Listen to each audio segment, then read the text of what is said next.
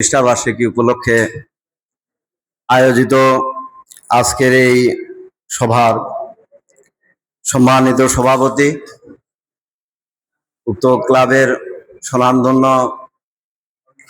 সভাপতি, এখানে উপস্থিত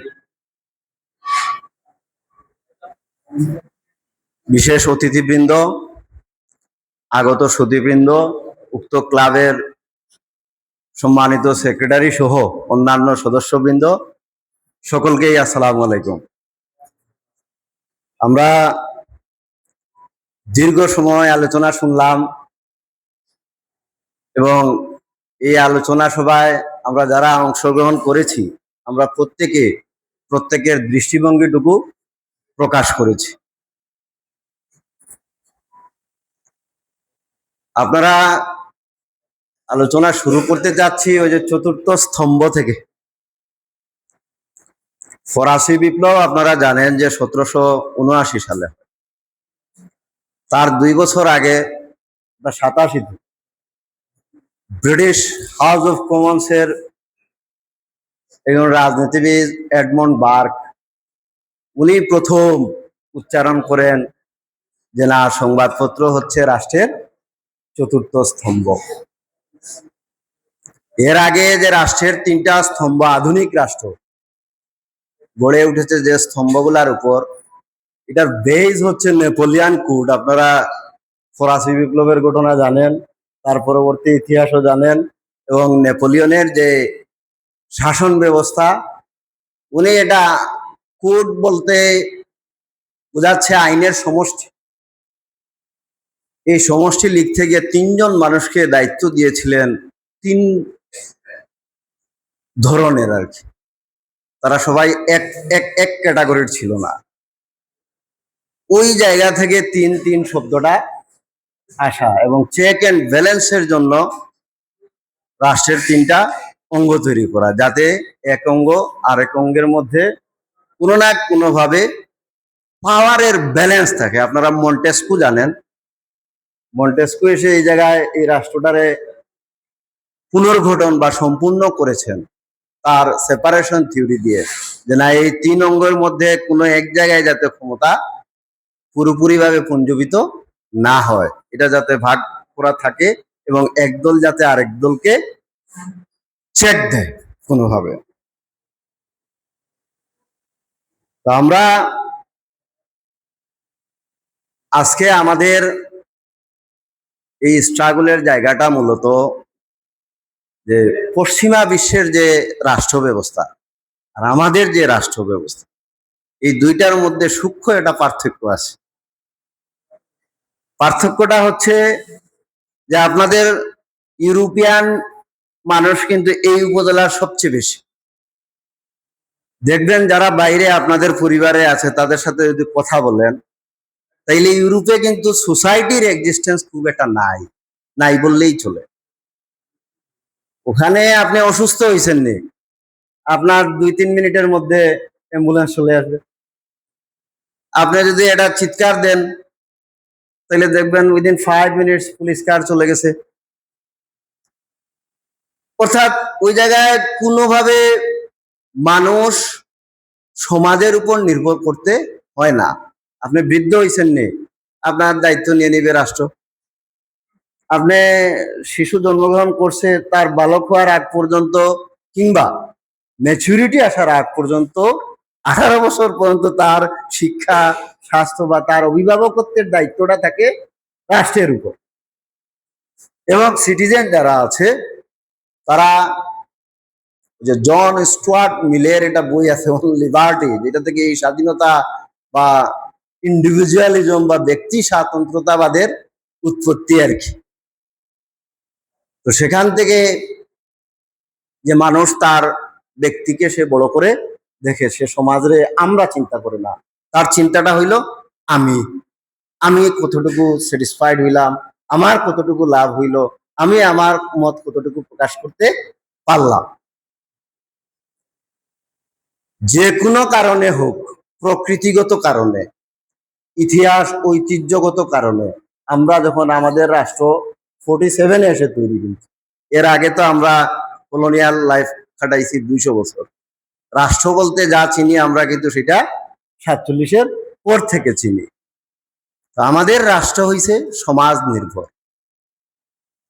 আমরা এখনো অসুস্থ হলে, আমি যদি এই জায়গায় অসুস্থ হই, আমার হাসপাতালের অ্যাম্বুলেন্স আসার আগে আপনারা যদি আমারে না ধরেন, আমার পক্ষে বাঁচার কোনো সম্ভাবনা আছে না। হ্যাঁ, আমি যদি এই রাস্তা দিয়ে হেঁটে যাই জগন্নাথপুর দিয়ে, হাঁটার সময় যদি আমারে 2টা ছিনতাইকারী ধরে, এরা যদি আমারে ধরেই ফেলে, আমার ওসি সাহেব ওই কোণা থেকে আসতে আসতে আপনারা যদি সোসাইটির মানুষ না গান, তাহলে আমার রক্ষা করার কি বা আমার রক্ষা পাওয়ার কোনো সুযোগ আছে না? বস্তুত নাই। আমার শিলাউড়ায় ওসি সাহেব পৌঁছানোর মতো কোনো বাহনই নাই। শিলাউড়ায় যদি এই ঘটনা ঘটে, কোনো ধরনের অনাকাঙ্ক্ষিত ঘটনা যেখানে পুলিশের অ্যাটেন্ড করার দরকার, উনি ওনার বক্তব্যে বলে গেছে কিন্তু যে আমার সেই লজিস্টিক নাই, আমি ওখানে অ্যাটেন্ড করতে পারবো না। তাহলে আমার ডিপেন্ড করতে হচ্ছে কিসের উপর? ওই চিলাউড়ার ওই গ্রামের পঞ্চায়েতের উপর, মুরব্বিয়ানদের উপর, আমার যারা সিনিয়র সিটিজেন আছেন সম্মানিত, তাদের উপর, যে না ওনাদের কথা এখনো আমাদের সোসাইটির একটা ইতিহাস ঐতিহ্য, যে আমরা বড়দের কথা শুনি। এটাই আমাদের এটা হেরিডিটি, যেটা আপনার আমার আমাদের সকলের ক্ষেত্রে এটা কিন্তু কমন, যে আমরা এই অঞ্চলে, অন্তত সিলেট অঞ্চলের মানুষ কি করে তার সমাজের কথা শুনে, এবং মুরব্বীরা যা করতে বলে আমরা সেই ক্ষেত্রে সেটা করতে উৎসাহী হই, যা করতে না করে আমরা সেই দিক থেকে নিজেরে বাড়িতে করে রাখি। এই জন্য আমরা ডিপেন্ড করি সমাজের উপর। এই রাষ্ট্রীয় ব্যবস্থা পরিচালনা করার জন্য এখনো আমাদেরকে হাইলি ডিপেন্ড করতে হয় সমাজের উপর। এবং এই সমাজের মধ্যে চর্চিত চর্চাগুলা কি আসেন এই জায়গাটাতে? সমাজ গঠন হয় পরিবার থেকে, অনেকগুলা পরিবার একসাথে মিলে হচ্ছে সমাজ।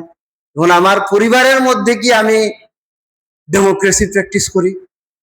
আমার পরিবারের মধ্যে কি আমি ব্যক্তি স্বাতন্ত্র্যবোধ নিয়ে আসছি? ওখানে কি আমি দুর্নীতির বিরুদ্ধে কথা বলছি কিনা? ওখানে আমি সুনাগরিকের গুণাবলী বুঝতেছি কিনা? ওখানে আমি তারে, আমার যে জুনিয়র সদস্য পরিবারের, তারে আমি একসাথে খাবার খাইতে বসে তারে আমি বলছি কিনা প্রতিদিন যে দেখো তোমার এইটা এইটা করণীয়, এটা এটা বর্জনীয়, তুমি এইটা করা উচিত, এই কাজ থেকে নিজেরে বিরত রাখা উচিত।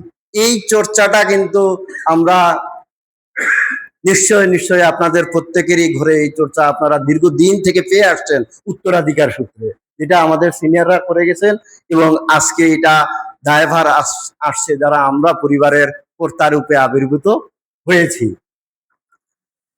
এই জায়গাটায় যদি দেখা যায় যে না, আমি আমার বোনের জায়গা দিতে চাই না, আমি আমার বোনের হক আদায় কোনোভাবে কায়দা কানুন করে যে একটু যদি তারে এই জায়গা থেকে আমি বিরত রাখতে চাই, অথবা আমি আমার ভাইয়ের সাথে প্রপার্টি যে ভাগ বিভাজন নিয়ে আমার সমস্যা, আমার মানে উইদিন মাইসেলফ বা ফ্যামিলির মধ্যে যখন অসুবিধা তৈরি হয়, তখন সেটা এফেক্ট করে সমাজরে। আর সমাজের মধ্যে যখন এই চর্চাটা বেড়ে যায়, তখন সেটা রাষ্ট্রকে এফেক্ট না করে কোনো উপায় থাকে না। আসলে আমরা যারা সরকারি চাকরি করি, আমরা কারা আসলে?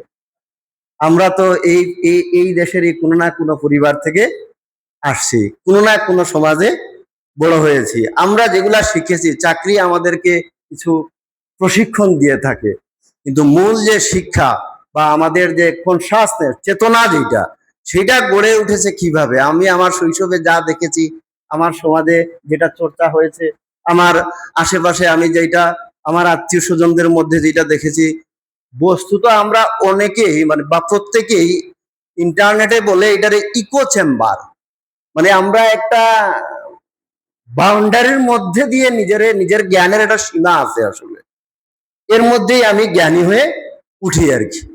আপনারা অনেকগুলা আয়াত উদ্ধৃত দিয়েছেন, হাদিসও বলেছেন, এবং আমরা হুজুরদের কাছ থেকে আরেকটা কথা শুনছি যে আল্লাহ বারবার বলেছে যে তোমরা সীমা লঙ্ঘন করো না, কিন্তু এই সীমা যে কতটুকু এইটা কোথাও বলা নাই। এই সীমাটা হচ্ছে যার যার জ্ঞান।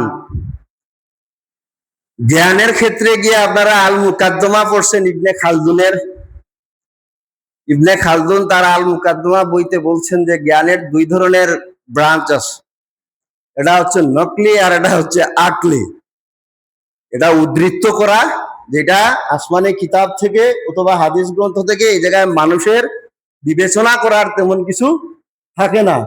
আর এটা হচ্ছে আকলি, যেটা আধুনিক জ্ঞান, বিজ্ঞান, দর্শন, যুক্তিবিদ্যা যা আছে সবই বলা হচ্ছে। একটা হচ্ছে চোখ, আর একটা হচ্ছে আলো। আপনার যদি আকল না থাকে, আপনার ওই যে জ্ঞান, বিজ্ঞান, যুক্তি, দর্শন এগুলা যদি আপনি না বুঝেন, তাহলে আপনি ওই যেটা ওহী বা ঐশ্বরিক জ্ঞান সেটাও আপনি ভালোভাবে নিতে পারবেন না। এই দুয়ের সুসমন্বয় মানুষকে আলটিমেট জ্ঞানী করে তুলে। তো আমরা আমাদের যে ওই যে কথাটা শুরুতেই আমরা শুনছি যে সৎ কাজে আদেশ দেয়া, অসৎ কাজে নিষেধ করা, আমরা তো বিভ্রান্ত হই এখানে না, আমরা এই জায়গায় সব একমত।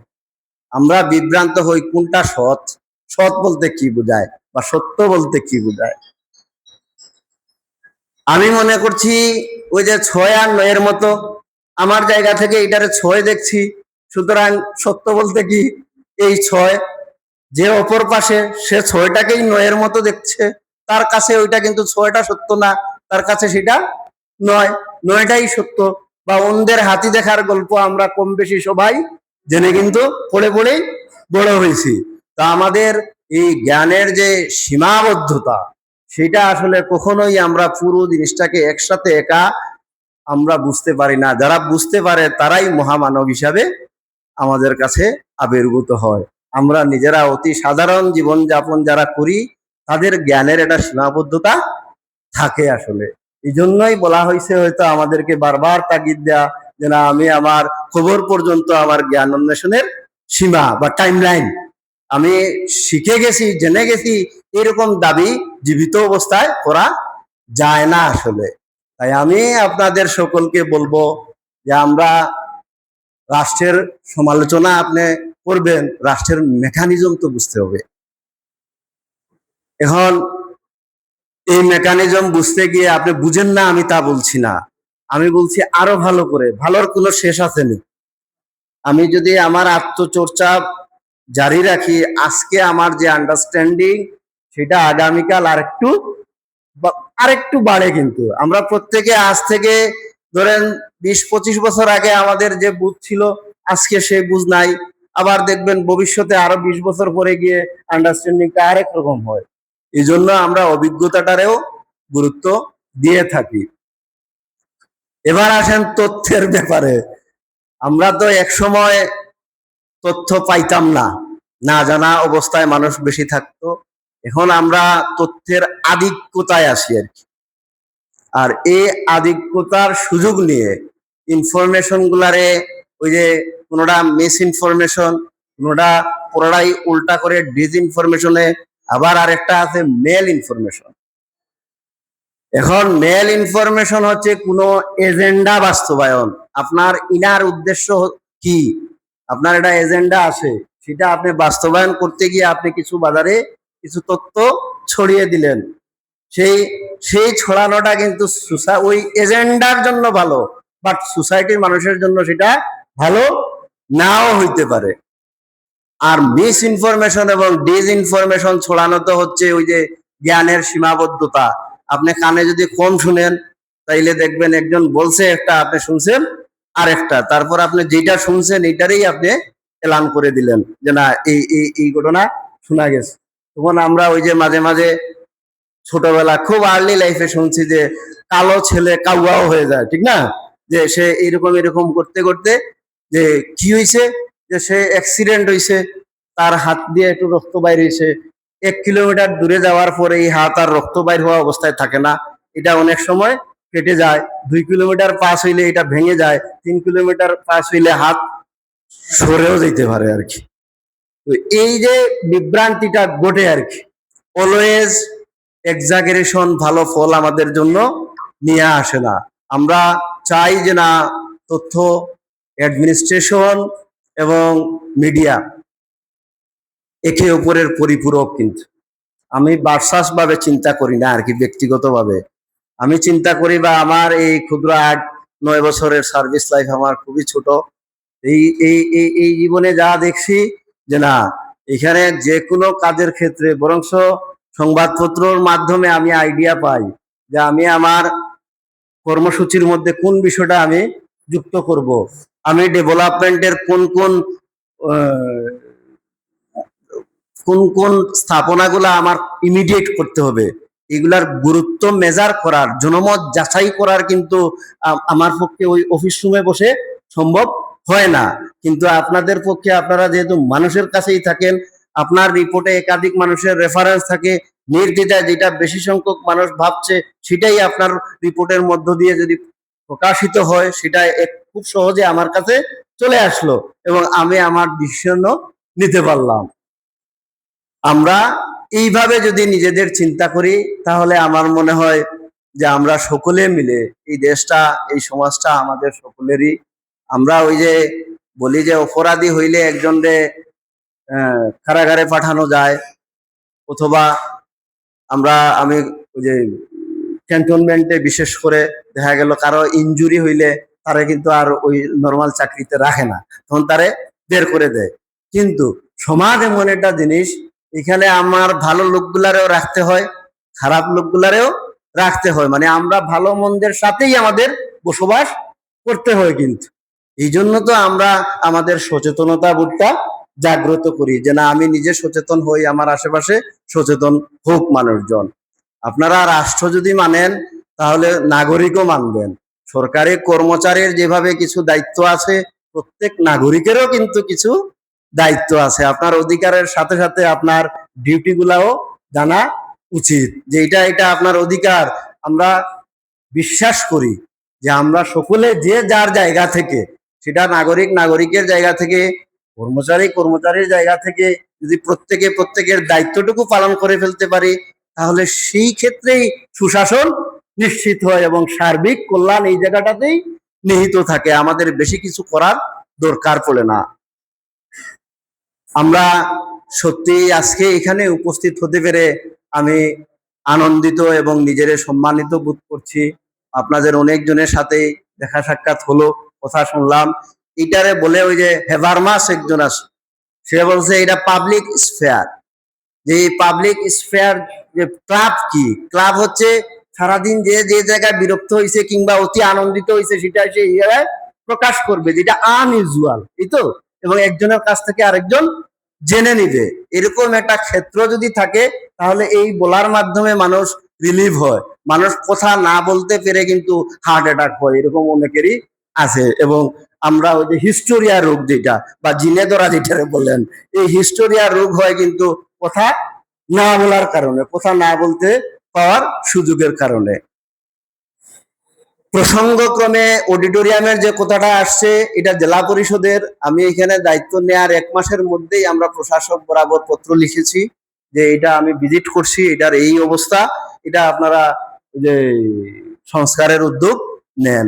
আপনি জেলা পরিষদের বর্তমান প্রশাসক মহোদয়ের সাথে কথা বললে ওনার আপডেট তথ্যটা পাওয়া যাবে। আমি সরকারের একজন কর্মচারী হিসাবে আমি ওনারে চিঠি মারফত সেটা অবগত করেছি। পৌরসভা থেকে আমরা ওই যে এটাতে পারি না, এটা ওভারল্যাপিং বলে, যেরকম মসজিদে ইমাম হুজুরের কাজ আলাদা, মুয়াজ্জিনের কাজ আলাদা, খাদিমের কাজ আলাদা, এরকম সরকারের বিভিন্ন প্রতিষ্ঠান আছে, প্রত্যেকের আলাদা কাজও আছে, এবং একজনের কাজ আমরা আরেকজন করতে পারি না তার এনওসি ছাড়া। এবং জেলা পরিষদের যথেষ্ট বাজেট রয়েছে। আমি মৌখিকভাবেও কথা বলেছি, আমরা আশা করছি তারা তাদের ওই যে প্রজেক্ট নেয়ার সময় এই বিষয়টা তারা বিবেচনায় নেবেন। এটার বাইরেও আমরা আলাদা করে পৌরসভার পৌর অডিটোরিয়াম কিংবা উপজেলায় যে অডিটোরিয়াম দরকার, এই বিষয়ে আমাদের মাননীয় সংসদ সদস্য মহোদয়ের সাথে আমরা উপজেলার সার্বিক উন্নয়ন নিয়ে আমাদের যে প্ল্যানটা আছে সেটার মধ্যে এই বিষয়টা আছে, এবং স্যার সেই অনুযায়ী কাজ করেও যাচ্ছেন। হোপফুলি সময়ের ব্যবধানে আপনারা এগুলা পেয়ে যাবেন। সেই সময়টুকু সকলকে ধৈর্য ধরার জন্য আমরা আহ্বান করব। পাশাপাশি ব্রিজের যে বিষয়টা আসছে, এটা আসলে ওই যে এটাই সত্য যে এই বিষয়গুলো আমরা জানার সুযোগ থাকে, আমরা পরস্পর কথা না বলার কারণে এই গ্যাপটা তৈরি হয়, যে তথ্য না জানা। এরা ইঞ্জিনিয়ার অফিসে গেলেই আমরা স্যাটিসফাইড হয়ে আসতাম, আমাদের বিশ্বাস যে তারা কেন এরকম করলো। ওইটা টেন্ডার দিয়েছে আপনার এক্সচেঞ্জ অফিস থেকে, তারা হচ্ছে দরপত্র দাতা, এবং এক্সচেঞ্জ অফিসের পক্ষ থেকে এখানে সিনিয়র অ্যাসিস্ট্যান্ট ইঞ্জিনিয়ার নিজেই ছিলেন, তাদের এস্টিমেটে এই পর্যন্তই আছে। আমরা বলছি ওকে, ফরের টুক আমরা পৌরসভারে যদি হ্যান্ড ওভার করে দেন আপনারা, তাহলে এটার যে ইলেকট্রিক বিল এটাও তো দিতে হবে, এটা পৌরসভা দিবে, এবং এটারে আরো কিভাবে সুসজ্জিত করা যায় সেই ব্যাপারে আমরা পৌরসভা থেকে আমাদের বিস্তারিত পরিকল্পনা আছে। এটাও তারা আমাদের কাছে দেয়া মাত্রই আপনারা এটাকে সুসজ্জিত রূপেই আপনাদের কাছে আমরা উপস্থাপন করতে পারবো বলে আমরা দৃঢ়ভাবে বিশ্বাস করি। এছাড়াও আমি আপনাদেরকে আজকের এই প্রোগ্রামের সুযোগ নিয়ে বলছি যে দেখেন, আমরা যে যে কোনো ধরনের কনফিউশন, যাচাইয়ের যে কথাটা বলা হয়েছে, যাচাই করে প্রচার করা বলা, সেই যাচাইটা বারবার করে নেয়ার জন্য আমি অনুরোধ করব। আমরা আপনাদের প্রশ্নের উত্তর দেওয়ার জন্য কিন্তু আমরা প্রস্তুত আছি। আপনারা যখন সময় করে আসবেন, আপনাদের এনি কনফিউশন, আমি আমার কাজের বিচার বা ওই যে ফিরিস্তি কিংবা আমার কাজের জন্য যত ধরনের অ্যাকাউন্টেবিলিটি আছে, সেটা মনে রাখবেন, সেলফ অ্যাকাউন্টেবিলিটির উপর আর কোনো অ্যাকাউন্টেবিলিটি নাই। কিন্তু আমরা সেই জায়গাটায় চর্চা করি এবং আমরা প্রস্তুত আছি আমাদের প্রত্যেক কাজের আমরা এটা উত্তর দিতে পারবো। সেটা আপনারা যখন যদি কোনো ধরনের কনফিউশন আসে, সেটা আমাদের সাথে যোগাযোগ করলে আমরা আপনাদের সেটা আশা করি আমরা একটা ব্যাখ্যা আপনাদের দিতে পারবো আর কি। খুব খুশি না হলেও অসন্তুষ্ট হবেন না, এতটুকু আমরা বলতে পারি। ভুল হইলেও বলতে পারবো যে এটা ভুল হয়ে গেছে। দেখেন, যে কাজ করে তারই ভুল হয়, যে হাঁটে না সে কখনো হাঁটা থেকে পড়ে না, যে হাঁটে সেই পড়ে যায়। যেটা দেখার জন্য অনুরোধ করব যে এটা ইন্টেনশনাল না সরল বিশ্বাসে হয়ে গেছে, এই বিবেচনাটা আপনাদের নিজ নিজ বিবেচনা থাকবে বা রাখার জন্য আমি অনুরোধ করব। এবং পরিশেষে আপনাদের সকলকে নিয়ে আসুন আমরা এই জগন্নাথপুরের সমাজ গঠনে সকলে যার যার জায়গা থেকে কাজ করি, এবং আমাদের এটা সুসংগত সমাজই আমাদের এখানে জগন্নাথপুরের যে সার্বিক যে উন্নয়ন সেটা নিশ্চিত করার প্রধান নিয়ামক হিসাবে ভূমিকা পালন করুক, এই প্রত্যাশা রেখে এই ক্লাবের যারা এত কষ্ট করে আমাদেরকে দাওয়াত দিলেন, এতক্ষণ বসলেন এবং কথা বলে আমাদেরকে সম্মানিত করলেন, তাদের সকলকে আমি উপজেলা প্রশাসনের পক্ষ থেকে আন্তরিক ধন্যবাদ এবং কৃতজ্ঞতা জ্ঞাপন করে এই জায়গায় থামছি। এবং পরিশেষে ভবিষ্যতে কোনো একটা প্ল্যাটফর্মে এখানে এই উপজেলায় কর্মরত সকল সংবাদ কর্মীদের সাথে একসাথে কথা বলতে পারবো, এই প্রত্যাশা রেখে আমি এখানে বিদায় নিচ্ছি। ধন্যবাদ সকলকে। জি, আসসালামু আলাইকুম।